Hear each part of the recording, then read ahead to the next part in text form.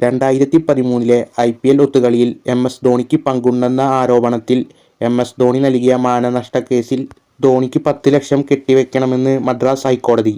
കേസുമായി ബന്ധപ്പെട്ട സിഡികളിലെ വിവരങ്ങൾ പരിഭാഷപ്പെടുത്തുന്നതിനാണ് തുക കെട്ടിവെക്കേണ്ടത്.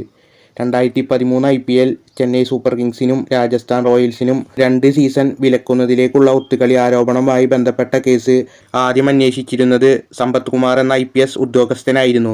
ഇദ്ദേഹം ധോണിക്ക് ഈ ഒത്തുകളി ആരോപണത്തിൽ പങ്കുണ്ട് എന്ന് ഒരു ആരോപണം ഒക്കെ ആ കാലയളവിൽ ഉന്നയിച്ചിരുന്നു.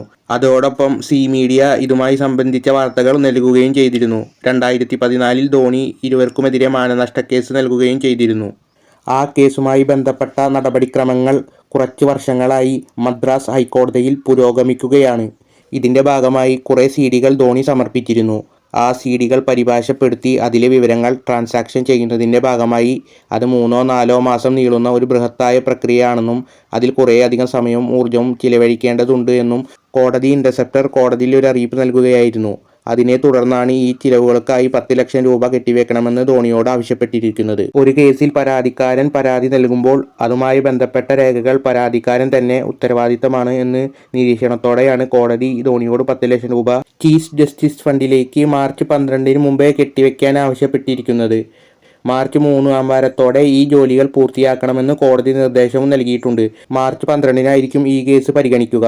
ഈ കേസുമായി ബന്ധപ്പെട്ട് ധോണിക്കെതിരെ അപകീർത്തിപരമായ വാർത്തകളൊക്കെ തന്നെ നൽകുന്നതിൽ നിന്നും പല മാധ്യമങ്ങളെയും തടഞ്ഞുകൊണ്ടുള്ള ഉത്തരവ് നേരത്തെ തന്നെ വന്നിട്ടുള്ളതുമാണ്.